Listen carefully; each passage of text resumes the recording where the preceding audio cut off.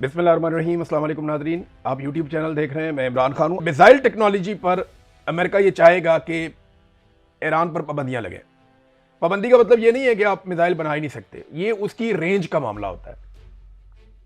पाकिस्तान की missile technology बहुत अच्छी है, पाकिस्तान ने अपने मिसाइलों के तजर्बे भी किए हैं, लेकिन क्या आप ये जानते हैं कि पाकिस्तान का मिसाइल मैक्सिमम कितनी दूर तक हिट कर सकता है?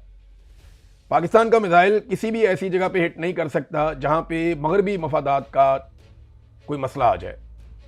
हत्ता कि पाकिस्तानी मिसाइलों की रेंज उस दिन मैं कैलकुलेट कर रहा था और हमने जो डिस्टेंस कैलकुलेटर है वो निकाला हुआ था, ये बाकायदा आपको अवेलेबल है, अब पूरी हर तरह की एप्लीकेशन आपको मिल जाती है।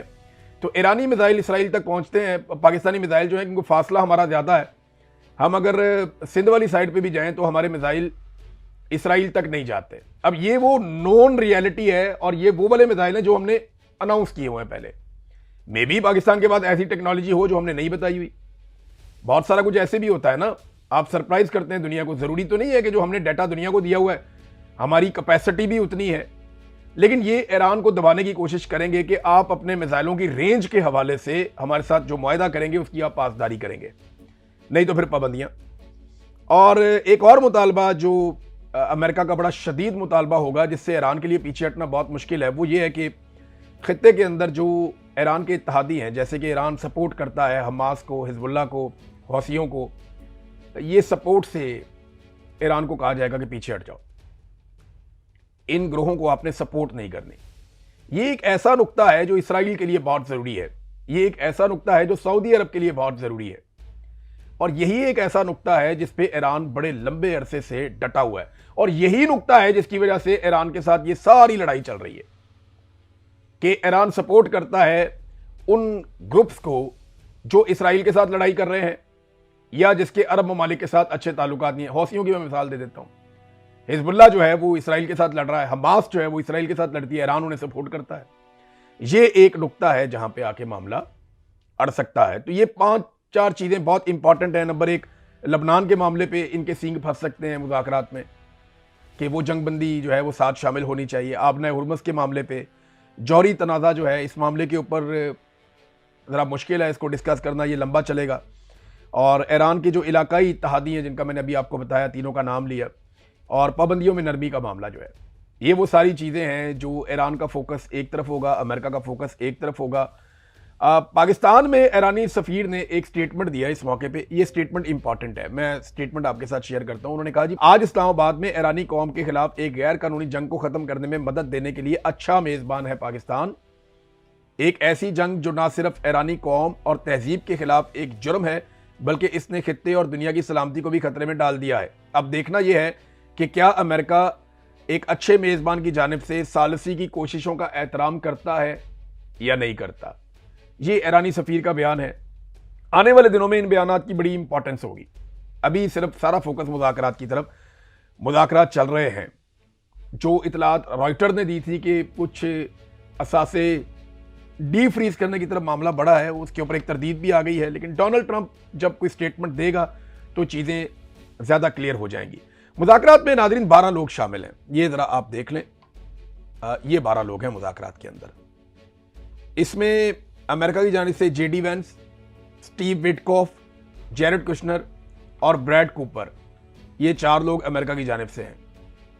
और ईरान की जानिब से जी कालिबाफ, अब्बास इराकची, माजिद तख्त और मोहम्मद बागर, ये लोग जो हैं वो शामिल हैं। ईरान की जानिब से 4 लोग हैं। ये supreme national security council secretary जो हैं वो भी इसके अंदर शामिल हैं, डिप्टी फाइनेंस मिनिस्टर भी इसके अंदर शामिल हैं, लेकिन उनको लीड कर रहे हैं पार्लियामेंट के स्पीकर। पाकिस्तान की जानिब से शहबाज शरीफ हैं, इसहाक डार हैं और फील्ड मार्शल हैं, और उनके साथ DGISI, हमारे DGISI और फील्ड मार्शल आर्मी चीफ, ये दोनों इस मुज़ाकरात का हिस्सा हैं। अब इन 12 लोगों ने मिलकर कोशिश करनी है कि कोई अमन कायम हो जाए, और पाकिस्तान की पूरी कोशिश होगी कि लड़ाई यहां खत्म हो जाए, क्योंकि अगर लड़ाई खत्म नहीं होती ना तो हमारे लिए बहुत बड़े बड़े चैलेंजेस हैं। यानी एक तो पहले ही पाकिस्तान बड़ा गरीब मुल्क है, और अगर हम लड़ाई खत्म करने में कामयाब होते हैं, पाकिस्तान के अंदर होती है, तो इसमें पाकिस्तान को इज्जत मिलेगी, पाकिस्तान को फायदा होगा, दुनिया पाकिस्तान को खारजी तौर पे एक अलग नजर से देखेगी, तो हमें पाकिस्तान को कम से कम ये फायदा होगा। दाखिली मामला क्या है, हमारा पेट्रोल बहुत महंगा हो गया, ये अगर जंग लगेगी और महंगा होगा, हम और पिस जाएंगे, पहले ही बहुत गरीब हैं। दूसरा, हमसे डिमांड बढ़ाई जाएगी सऊदी अरब की जानिब से कि आ जाओ आप इस लड़ाई के अंदर। और पाकिस्तान ने एक दिफाई मुआहदा किया हुआ, अभी सऊदी अरब की तरफ से एक स्टेटमेंट भी आया हुआ है, ये मैं आपको पढ़ के सुनाता हूँ। ये मिनिस्ट्री ऑफ डिफेंस है सऊदी अरब की, उन्होंने अनाउंस किया है कि पाकिस्तान की जो मिलिट्री फोर्स है वो पहुँच गई है सऊदी अरब में किंग अब्दुल अजीज़ एयरबेस के ऊपर।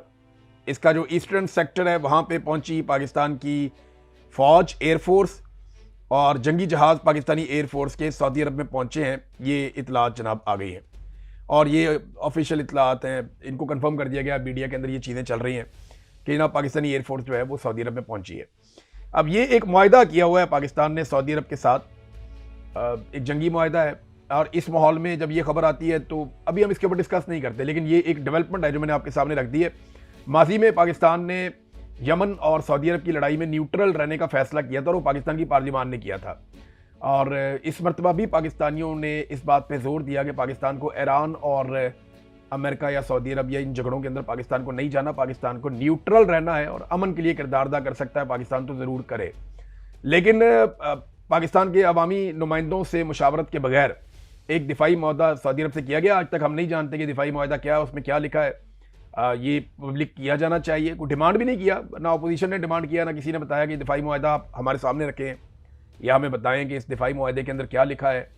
तो किसी ने डिमांड भी नहीं किया, किसी ने दिखाया भी नहीं। बहरहाल उस दिफाई मुआहदे के तहत किंग अब्दुल अजीज़ एयरबेस के ऊपर पाकिस्तानी एयरफोर्स के जंगी तैयारे पहुंचे हैं और पाकिस्तान अपनी डिप्लॉयमेंट वहाँ पर कर रहा है। इसके अलावा हमें एक और चीज़ याद रखनी चाहिए कि मुज़ाकरात का माहौल तो एक तरफ चल रहा है, पूरी कोशिश की जा रही है जंगबंदी की। डोनाल्ड ट्रंप ने कहा कि वो बड़ा पुरुमीद भी है, लेकिन इसके बावजूद इस वक्त खलीजी ममालिक में अमेरिका अपनी फ़ौजी ताकत को बढ़ा रहा है। लगातार अमरीकी तैयारे, अमरीकी हथियार, अमरीकी मरीन्स वो इस रीजन में पहुंच रहे हैं। बल्कि अब खाली अमेरिकन नहीं आ रहे, वो अपने इत्तेहादियों को भी कायल कर रहे हैं कि जंगबंदी हो चुकी है, अब वहाँ पे चलो और चल के जंगबंदी के मामलात को संभालो। तो अब अगर दोबारा खुदा न खास्ता लड़ाई होती है तो उसमें ईरान के लिए ज़्यादा बड़े चैलेंजेस होंगे और ज़्यादा बड़ी फोर्स इस खित्ते में जमा हो चुकी होगी।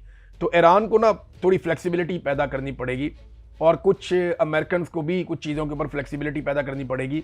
इसराइल को कंट्रोल करना, यहाँ पे मैं एक मरतबा फिर कहूँगा कि वो बहुत ज़रूरी है, वो बहुत ज़्यादा ज़रूरी है कि इसराइल जो है वो अब जंगबंदी के ऊपर कारबंद रहे, ना सिर्फ ईरान के साथ बल्कि जो लबनान के साथ जंगबंदी के ऊपर जोर दिया जा रहा है उसको भी अमली जामा पहनाया जाए। पाकिस्तान तहरीक इंसाफ ने एक बड़ा शानदार स्टेटमेंट दिया, ये स्टेटमेंट मैं आपके सामने रखता हूँ।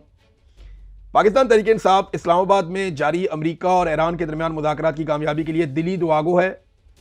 हम पूरी उम्मीद हैं कि ये अहम मुशावरत मुस्बत और बाहमी तौर पर मुफीद नताइज की हामिल साबित होंगी, जो ना सिर्फ उम्मत मुस्लिमा के इज्तिमाई मफाद को आगे बढ़ाएंगी बल्कि पाकिस्तान के स्ट्रेटेजिक मफादात को भी मजबूत करेंगी और पूरे खित्ते में अमन, इस्तेहकाम और खुशहाली के फ़रोग का बायस बनेगी। अल्लाह ताला से दुआ है कि वो इन कोशिशों को अपनी रहमतों से नवाजे, मुतअल्लिका फ़रीक़ैन को दानाई और दुरुस्त रहनुमाई अता फरमाए और ऐसे नतीजा खेज फ़ैसलों की राह हमवार करे जो सबके लिए खैर और भलाई का सबब बने। मरकज़ी मीडिया डिपार्टमेंट पाकिस्तान तहरीक इंसाफ, इससे मुस्बत स्टेटमेंट नहीं हो सकता। यानी ये स्टेटमेंट इतना मुस्बत है कि इसके अंदर पाकिस्तान तहरीक इंसाफ ने इमरान खान का नाम तक नहीं लिया।